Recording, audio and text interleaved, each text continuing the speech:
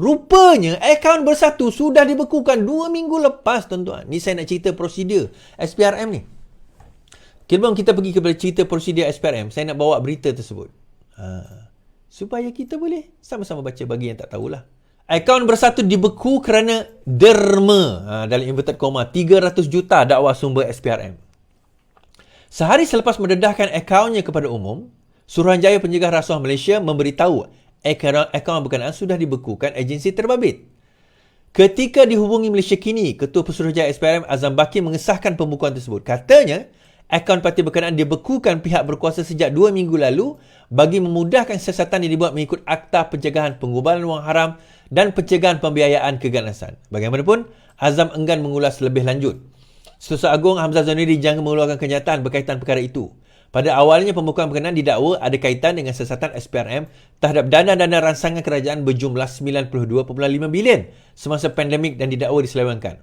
Bagaimanapun, sumber SPRM yang enggan dikenali mendakwa pembukuan dibuat bagi menyiasat dakwaan Bersatu menerima sumbangan daripada kira-kira 10 kontraktor yang mendapat pelbagai projek semasa parti itu menjadi kerajaan. Sumber itu mendakwa jumlah sumbangan itu disyaki berjumlah lebih 300 juta. Dakwa sumber berkenaan baki dalam akaun bank Bersatu ketika ini adalah sekitar 40 juta. Pada awal Jun, SPRM menahan seorang ketua pegawai eksekutif sebuah syarikat swasta sebagai suspek dalam siasatan. Kita nak cerita. Pertama sekali, kalau kita faham kaedah SPRM buat kerja, tolak tepi Azam Baki itulah. Tetapi secara umum SPRM, pegawai-pegawai dia sebagainya. Azam Baki ni tukang bacanya. Tapi pegawai-pegawai dia yang membuat siasatan. Bila mereka membuat siasatan, dia bukannya sembrono. Dia ada kajian-kajian yang mereka lakukan. Dia ada benda yang dia nak kena intai. Ada benda yang dia nak kena teliti. Yang pertama, Bersatu claim bahawa geng-geng Bersatu dan sewaktu dengannya claim 600 bilion tu penipuan Pakatan Harapan. Tidak nampak sebarang sebarang dakwaan ataupun dibeku dan sebagainya. Okay. Kemudian kita kata 92 bilion. Nampak penipuan. Bukan 600 bilion tapi 92 bilion. Okay. Daripada 92 bilion itu 300 juta. Ada daripada 4 bilion, ada jumlah 4 bilion. 4 bilion ke 2 bilion terlibat dengan tebatan banjir, salah satu daripada projek. Rupanya tuan-tuan, kita nak tengok, memang kita buat, kalau kita nak tangkap ikan ni, kita buat net. Kita tabur jala dulu. Tetapi dalam tu pasti akan ada yang tertangkap. Bukan seluruh jala tu akan dapat ikan. Tapi daripada seluruh jala itu, kita akan dapat sebahagiannya. Daripada sebahagian itu, kita akan nampak bahawa ada poket-poket yang sebenarnya memberi manfaat, keuntungan kepada ahli-ahli politik dan juga parti-parti politik. Dekat mana bersihnya tuan-tuan, saya tak tahu. Okey, tak apa. Dia mungkin tidak dibicarakan lagi. Tidak didapati bersalah. Tidak mengapa. Tetapi poinnya sekarang ini, kenapa akaun itu dibekukan? Ini kita kena faham dulu. Kenapa akaun itu dibekukan? Yang pertama, apabila ketua bekas CEO itu ditangkap, dia mendedahkan bahawa dia menjadi orang tengah yang menghubungkan pakej ransangan ekonomi projek-projek dalam itu kepada kontraktor. Okey, itu yang pertama. Dan sebagai orang yang berkaitan dengan Parti Bersatu, mungkin juga bertanggungjawab untuk memastikan token-token daripada toke-toke ini masuk ke dalam parti dia. Okey? Jadi kalau itu berlaku, adakah itu satu kesalahan? Ya, kalau sekiranya yang meluluskan itu adalah orang daripada Parti Bersatu. Ini yang menariknya, tuan-tuan. Di sini yang menariknya kalau kita nak tengok. Bagaimana dalam situasi dan tempoh ini, satu kerajaan, bekas kerajaan yang mengatakan, satu parti yang mengatakan dia tulus ikhlas, bebas daripada rasuah, bebas daripada penyelewengan, bebas daripada korupsi. Sekarang ini sudah menjadi hoi, hoya, hoi, kami semua gembira. Hoi, hoya, pulang dapat harta, uang berjuta, intan permata. Sebab itu saya dulu suspek. Bila kerajaan buat darurat, saya ungkit balik bagaimana kerajaan buat darurat pada 1969. Bagaimana darurat 1969 itu digunakan untuk mengambil minyak di Sabah dan Sarawak. Dan saya kata ada kemungkinan darurat ini akan disalahgunakan untuk kegunaan-kegunaan pihak tertentu. Kerana apa? Sewaktu darurat, Parlimen digantung, tuan-tuan. Bila Parlimen digantung, yang ada kuasa kepada sebarang kuasa pada masa itu adalah Perdana Menteri. Dan dia boleh lakukan apa sahaja, dengan cara apa saja sekalipun, dengan menggunakan apa saja sekalipun, tanpa melalui check and balance daripada sesiapa. Sebab itu bahayanya darurat. Kita tak ada masalah darurat dalam security yang betul-betul. Peperangan, ancaman, itu kita tak ada masalah. Kita tak salahkan Yang di-Pertuan Agong pun mengenai darurat tersebut. Baginda bagi saya telah dihelahkan oleh kerajaan sebelum ini untuk mengadakan darurat. Kononnya tak boleh kena buat darurat. Kononnya. Tak cukup kita buat PKP, tuan-tuan. Tak cukup. Darurat tu perlu. Untuk apa? Rupa-rupanya kita dah nampak udang di sebalik mi. Dengan darurat itu, tuan-tuan, pertama, dana sesuka hati boleh keluar lah. Itu yang pertama. Kedua, check and balance tak ada. Siapa yang nak bagi check? Bila Anwar Ibrahim, seorang yang sangat teliti, sangat rajin dan sangat pantas membaca, dia panggil, buka semua dokumen, ambil kau. Signifikannya adalah, kenapa perkara ini sangat signifikan? Saya nak beritahu tuan-tuan. Tuan-tuan ingat tak dulu, PAS pernah disebut oleh Sarawak Report dapat dana 90 juta. Lebih 90 juta. Bukan 90 juta. Lebih daripada UMNO. Kemudian dikaitkan sekarang ini, PAS ada terima dana daripada Bersatu. Sebenarnya nak bagi tahu, sebenarnya parti PAS ni memang tak ada banyak dana sebenarnya. Memang betul, kita setuju. Dan dia sentiasa bergantung kepada orang lain. Kita pun tahu benda itu. PAS ni satu benda yang dia tak pandai adalah macam mana dia kata? Saya tak kata tak pandai songlap duit. Mungkin dia ada guilty conscious tu ada lah. Rasa bersalah tu ada. Tetapi dia tak rasa bersalah kalau nak minta duit. Saya rasa lah. Kalau nak minta duit daripada Bersatu, dia tak rasa bersalah. Sebab bagi dia, dia kata apa? Kalau mencuri pun dia mencuri. Dapat kat aku halal. Betul tak? Dia umpama lah. Okay, bapak tu berjudi. Umpama bapak tu main judi. Dia menang. Dapat duit. Dia bagi kat anak dia duit. Anak dengan bini dia dapat duit halal. Okay? Anak dan bini dapat duit makan halal. Tak masuk neraka anak dan bini ni. Sebab kita dalam Islam tak menanggung dosa orang lain. Tetapi bapak tu tetap juga berdosa sebab dia makan duit haram. Tapi anak dan bini tu tak berdosa. Itu kita kena faham. Konsep Islam. Kita tak menanggung dosa orang lain. So, PAS mungkin berpegang kepada mentaliti itu kot. Yang mencuri dia orang. Kan? Kita ambil sikit tak apa. Kita halal ambil kita ni. Yang dia orang curi tak apalah. Tapi dia tak tahu. When you know benda tu salah, tetap salah. Kalau dia tahulah, mungkin dia tak tahu. Mungkin dia tak tahu. Kita tak tahu. Oh, kalau macam tu, pergilah cek dana PAS is, tak ada masalah. Tuan-tuan, ni nak bagi tahu yang kita tengok dalam akaun 140 juta tu, itu yang masuk akaun. Kita tak tengok lagi duit yang tak masuk akaun. Tuan-tuan jangan jadi lurus macam pembaris sangat.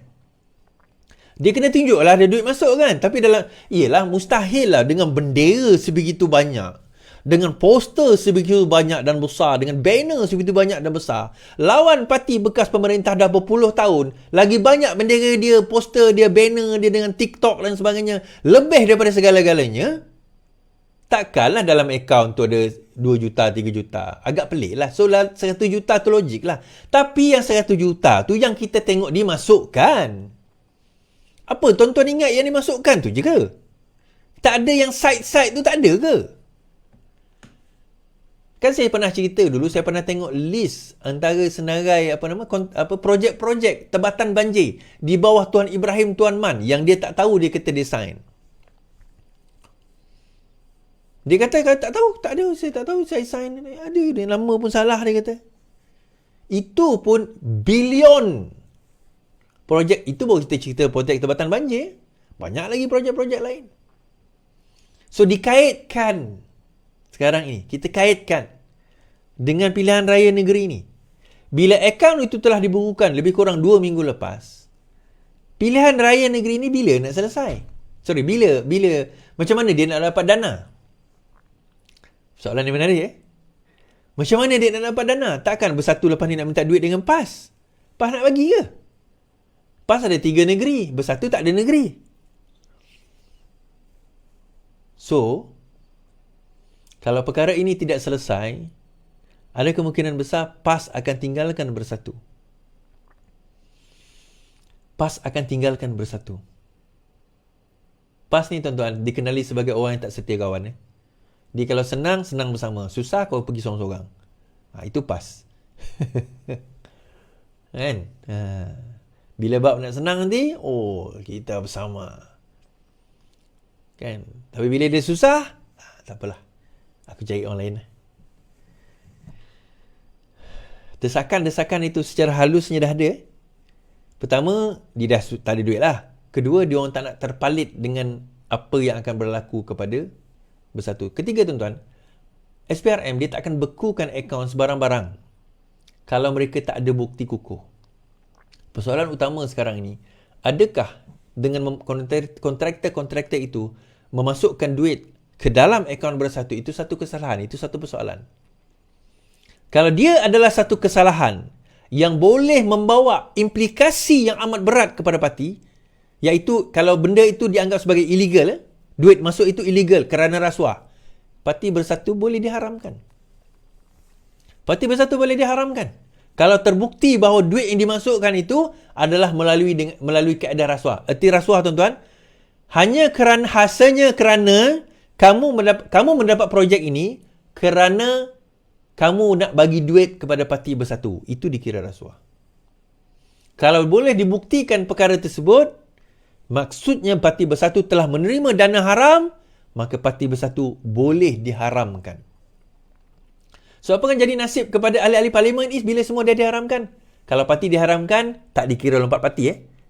Tak dikira lompat parti, mereka jadi ahli bebas lah. So, dia nak lompat ke mana-mana, dia nak pergi join mana-mana parti, terpulang kepada mereka. Sebab dah dikira bebas. Ini satu kita kena faham. Ada itu kata, kalau Bersatu diharamkan is, PRK banyaklah tempat. Tak. Kalau parti diharamkan, ahli parlimen tak jatuh.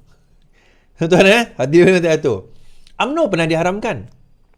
Tapi pernah kita buat PRK lepas UMNO diharamkan? Tak. Ni buat parti baru. UMNO baru. So, tak mustahil kalau Bersatu diharamkan, dia buat parti baru. Bersatu baru, whatever. Apa-apalah. Dia take over satu parti ke apa ke, dia tukar je lah parti. Itu tak ada isu. Haram tu memang dia akan kena lah. Tetapi sekarang ni, bila jatuh saja hukum bahawa betul ada kesalahan tersebut, siapa yang akan tumbang satu persatu, tuan-tuan?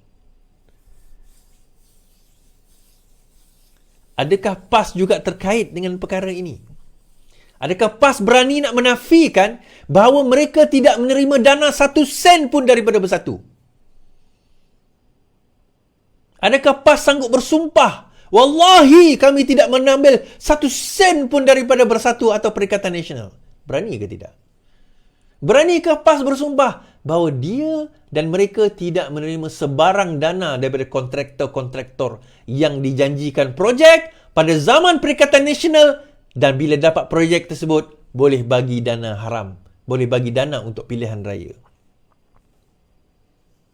Kita pelik, tuan-tuan, masa pilihan raya itu, macam mana Parti Perikatan Nasional dana gila-gila punya. Bendera banyak dengan bendera yang banyak dengan dia punya, orang kata apa, poster dengan social media dia melampau-lampau. Memang penuh lah, orang kata apa. Yang kita tahu dia sponsor, benda tu memang kena bayar. Tu view pun ratus ribu, juta lah. Benda boleh bayar, bukan susah pun. Saya pun boleh bayar. Kan? Wallahi saya kata, masa pilihan raya, akaun social media saya tak dibayar pun. Maksudnya saya tak sponsor, saya tak bayar sponsor, tak ada duit. Siapa nak bagi duit sponsor kat saya, tuan-tuan?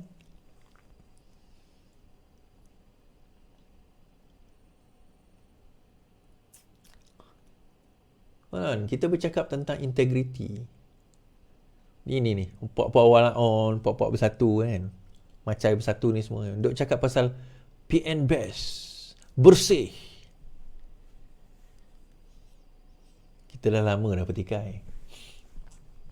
Apa yang takut sangat? Kenapa takut sangat? Takutnya apa tuan-tuan? Dia takut apa? Tuan-tuan, tolong tap love dengan share. Tap love dengan share. Penat cakap pukul 2 pagi, pukul 3 pagi ni. Kan?